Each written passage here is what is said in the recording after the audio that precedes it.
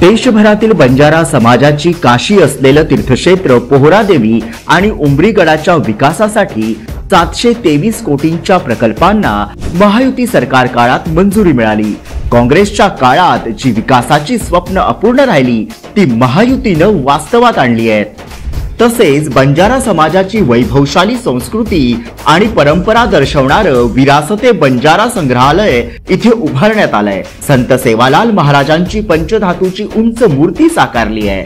थोडक्यात महायुती सरकारच्या काळात पोहरादेवी मंदिर विकास तर होतच आहे, पण बंजारा समाजाच्या संग्रहालयाच्या रूपाने बंजारा संस्कृती ही जगभरात पोहोचणार आहे।